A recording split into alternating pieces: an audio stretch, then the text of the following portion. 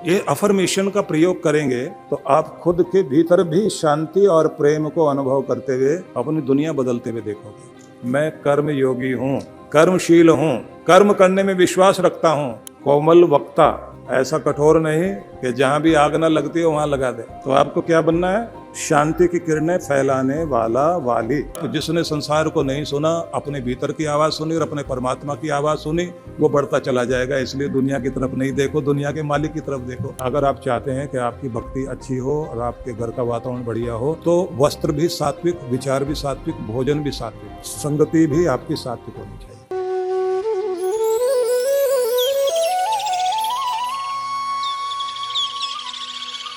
Affirmation चाहिए जिसमें आप लोग कहेंगे कि मेरा घर प्रेम मंदिर है, मैं अपने घर को खुशहाल करने की दिशा में चल रहा हूँ, मेरे ऊपर मेरे प्रभु की बहुत कृपा है।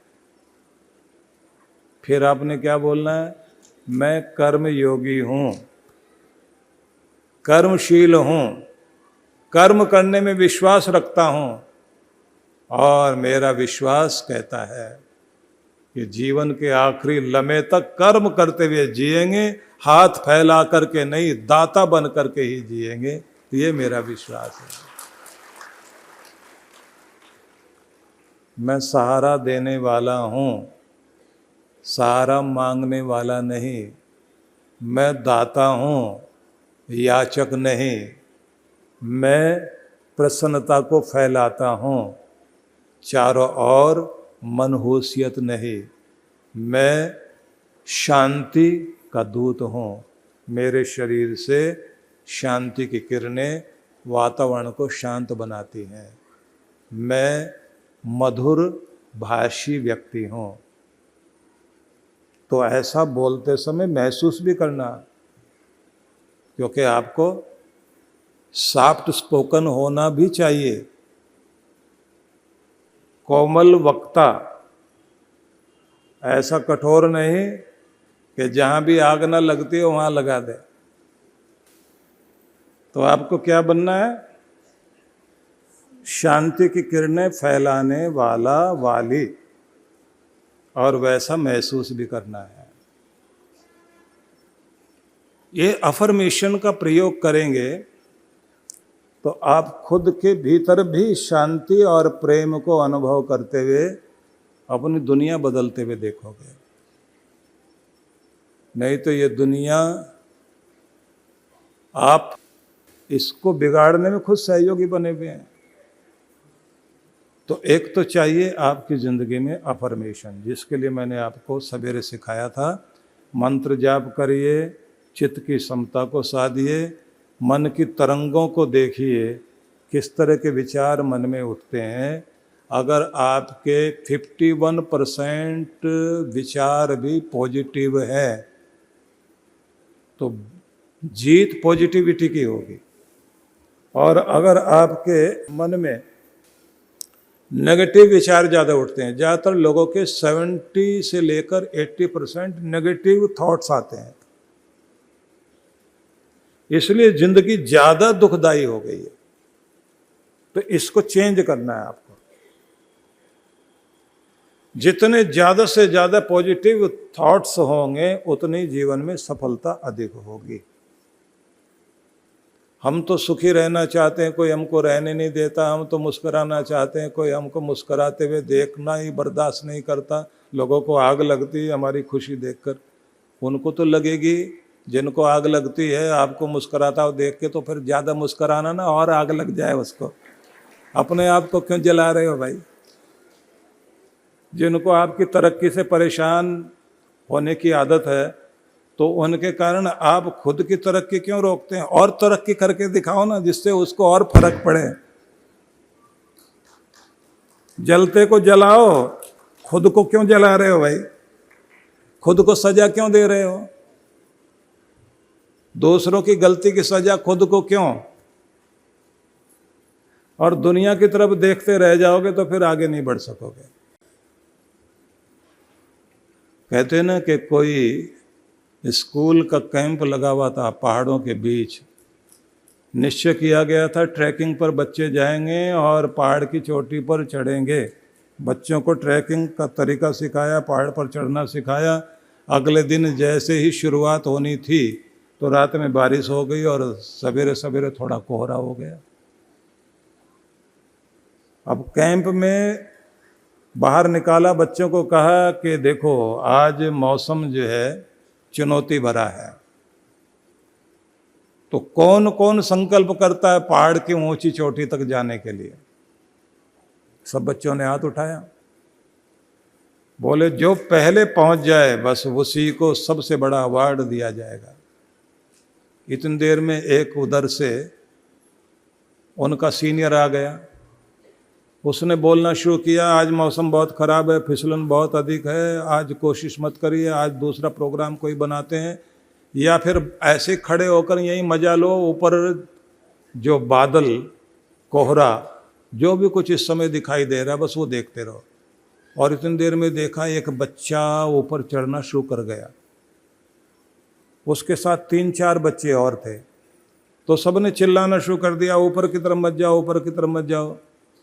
तो कुछ बच्चों ने सुन करके नीचे आने लग गए, लेकिन एक चलता जा रहा है, चलता जा रहा है। अब सब चिल्ला रहे हैं ये मरेगा, ये फिसलेगा, चोट खा जाएगा। तो थोड़ा थोड़ा मौसम ठीक होना शुरू हो गया, वो चढ़ता जा रहा है।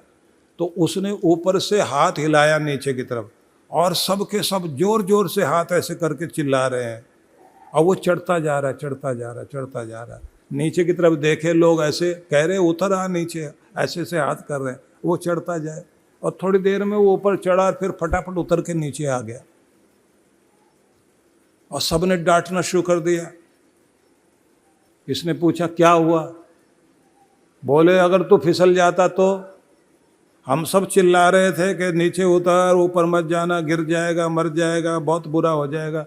बोले मैंने कान में जो है ना वो बड्स लगा रखे थे, और मैं ये सोचता जा रहा था कि हवाओं का दबाव ना आ जाए, इसलिए मुझे आपका सुनाई नहीं दे रहा था। और जब आप ऐसे ऐसे कर रहे थे मैंने सोचा ताली बजा के मुझे जो है ना ऊपर बढ़ने के लिए बोल रहे हैं।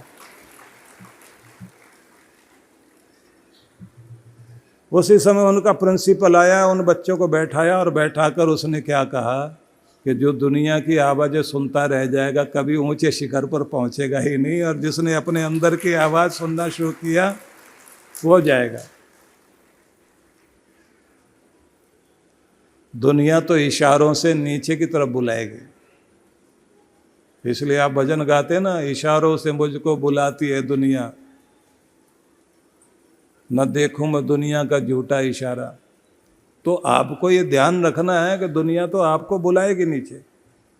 अपने अंदर की आवाज़ को सुन करके आप, जिसने संसार को नहीं सुना, अपने भीतर की आवाज़ सुनी और अपने परमात्मा की आवाज़ सुनी, वो बढ़ता चला जाएगा। इसलिए दुनिया की तरफ नहीं देखो, दुनिया के मालिक की तरफ देखो और अपने भीतर की आवाज़ सुनो।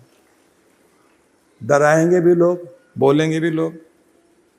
हाँ, सावधान जो किया जाता है, सावधानी अपनाना जरूरी है। जानबूझ करके गड्ढे में गिरना तो ठीक नहीं है, लेकिन इसका मतलब ये भी नहीं है कि हम लोग जिंदगी में नाप तोल कर जोखिम लेना छोड़ दें। नाप तोल कर जोखिम लेना छोड़ दें। नाप तोल कर बोल रहा हूँ, गड्ढे में कूदने के लिए नहीं। जिसने जोखिम लेना शुरू किया पाया उसी ने सब कुछ है, और जो जोखिम से डर के बैठ गया उसने ज़िंदगी में कुछ भी कभी नहीं पाया। लेकिन नाप तोल करके समझदारी से जोखिम जो लेते हैं वही आगे बढ़ते हैं। तो इसलिए जल्दी जल्दी आगे बढ़ते हैं। और मैं आपको इससे आगे की बात सुनाना चाहता हूँ। कहते हैं कि उसके बाद ईश्वर के प्रति अपना मन केंद्रित करने के लिए सात्विकता को अपनाना चाहिए। अगर आप चाहते हैं कि आपकी भक्ति अच्छी हो और आपके घर का वातावरण बढ़िया हो, तो वस्त्र भी सात्विक, विचार भी सात्विक, भोजन भी सात्विक, संगति भी आपकी सात्विक होनी चाहिए। गलत संगति आपको मिल जाए, थोड़ी देर हंसा सकती है पर जिंदगी भर रुलाएगी। अच्छे लोगों की संगति शुरू में अच्छी नहीं लगती, लेकिन वास्तव में ज़िंदगी भर के लिए आपको अच्छा बना जाती है। जिनके संग से आपको जिंदगी का वो रंग लगता है कि आपको तरक्की करनी आती है, उन्हीं का संग करना शुरू करें। उनके साथ कभी ना बैठें जो आपको गलत आदतें सिखाए और आपको पीछे ले जाएं। मीठा कितना भी बोले, गलत आदमी गलत ही होता है। इस बात को जरूर ध्यान में रखें। भले ही कैसे क्लब में जाता हो आदमी, कितनी बढ़िया गाड़ी में बैठ के जाता हो, अगर वो ऐब करता और ऐब सिखाता है तो ऐसी संगति आपको नहीं चाहिए। वो आपकी तरक्की में बाधक है। जिसको ये समझ आ गई वो आदमी जिंदगी को संभालना जान गया।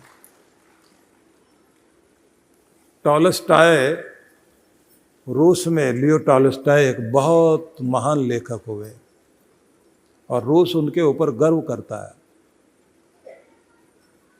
तो उन्होंने बहुत तरह की कहानियां लिखी। कभी कभी आप रविंद्रनाथ टैगोर की कहानियां पढ़िए, कभी तुर्गनेव की कहानियां पढ़िए, कभी ईशब की कहानी पढ़िए, कभी पंचतंत्र की कहानियां पढ़िए, कभी महाभारत की कहानियां पढ़िए, कभी रामायण की पढ़िए, कभी जातक कथाएं पढ़िए। लियो टॉलस्टॉय को भी पढ़िए, पढ़ने का शौक होना चाहिए ना। तो उनकी एक कहानी है जिसका सार बता देता हूं आपको कि देवता लोग अपने दूत भेजते रहे धरती पर, धरती को स्वर्ग बनाने के लिए, दुनिया में अच्छाई पैदा करने के लिए, मानवता में विश्वास पैदा करने के लिए, बुराई से डरने के लिए, अच्छी संगत में रुचि लगाने के लिए, अच्छे लोगों के साथ बैठने के लिए, अच्छाई के विचार पढ़ें, सुनें, जानें, देखें और बुरी जगह से बचने की कोशिश, अपने ब्रेक का इस्तेमाल करने के लिए देवदूत भेजते रहे धरती पर। कोई गुरु बनकर आता रहा, कोई धर्मात्मा बनकर आता रहा, कोई पिता बनकर, कोई दादा बनकर, कोई नाना बनकर लोगों को समझाता रहा। धरती स्वर्ग बनती रही। असुरों के, राक्षसों के और नरक के, शैतान के जो प्रतिनिधि लोग थे उन्होंने भी मीटिंग करी। मीटिंग में फैसला हुआ कि धरती पर स्वर्ग वालों का वातावरण बहुत बढ़ रहा है, धर्म वर्म ज़्यादा बढ़ रहा है, तो थोड़ा सा अपना भी साम्राज्य होना चाहिए लोगों के अंदर। हमारे आसुर वृत्ति वाले लोग भी, शैतान के पुजारी लोगों का भी तो कुछ प्रभाव होना चाहिए। तो आप लोगों को जाओ और जाके काम शुरू करो। मीटिंग में ये तय हुआ कि पहले वहाँ जाओ जो गांव सबसे ज़्यादा सात्विक हो, सबसे ज़्यादा भक्त हो, सबसे ज़्यादा धर्मात्मा हो, और वहाँ पर भी इस बात का ध्यान रखना कि जिसको लोग ज़्यादा फॉलो करते हो ना, उसको पकड़ो पहले। वो अगर तुमने बिगाड़ दिया तो सारा गांव बिगड़ जाएगा, और अगर ये गांव बिगड़ गया तो उनके रिश्तेदार बिगड़ेंगे फिर, और फिर ये लोग जो है, इनके बच्चे जहाँ पढ़ने के लिए जाते हैं या जहाँ पर भी जॉब वगैरह करने जाते हैं, वो भी लोग भी बिगड़ेंगे फिर। इसलिए जाकर पहले एक गांव चुन लो जो सबसे ज़्यादा बेहतरीन गांव है और जिसकी बड़ी चर्चा होती है, उस गांव में जाना और उस गांव के सबसे बेहतरीन आदमी को पकड़ना। तो शैतान के दूत जो है, राक्षसी वृत्ति वाले लोग, उनके दूत गए, बहुत तरह से बहकाने की चेष्टा करते रहे, उस आदमी पर असर डालते रहे। जिंदगी के मजे लो, ये वाली चीज़ देखो, इधर जाओ, वासनात्मक चित्र, वासनात्मक बातें, एडिक्शन वाली चीज़ें, गलत तरह की बातें, कोर्ट कचहरी के झगड़े कराने वाली चीज़ें, बहुत तरह के प्रयोग करके देखा, कलह कलेश कराने के लिए, भड़काने के लिए। तो उस गांव के प्रमुख ने सबको कहा, भैया तुम लोग जो है गलत जगह आ गए हो, और समझाना शुरू कर दिया कि देखो जीवन में शांति किससे आती है, ना तो दिखावे से शांति आएगी, बनावट से जिंदगी अशांत होती है, ज़्यादा अहंकार करने से मिलता कुछ नहीं, टूट के गिर जाता है आदमी ज़मीन पर। उन लोगों को लगा कहीं हम ही ना सुधर जाएं, वो भागे वहाँ से। वापिस आए, आ करके उन्होंने कहा कि भाई वहाँ तो बात बन नहीं रही। तो शैतान ने कहा फिर एक काम करो, मैं बुराइयों की एक जड़ ढूंढता हूँ जिसमें अलग अलग जानवरों का अंश लेकर, अब उसमें जो लिखा वो मैं नहीं बताऊंगा, क्योंकि वो जो बोतल तैयार कर रहे थे वो आजकल ज़्यादातर लोग लेते हैं उसको। उसके बारे में बताया कि सांप की तरह टेढ़ा चले, जिसको पी के कौवे की तरह मुंह से गालियां बके, फिर वो हमलावर हो जाए इस तरह से, फिर अपनी बात ही बोलता जाए, दूसरे की सुने नहीं। तो ऐसे अलग अलग जानवरों का थोड़ा थोड़ा सत्य मिला के मैंने एक दवाई तैयार की, ये लेके जाओ, ये थोड़ा सा पिलाना शुरू करो।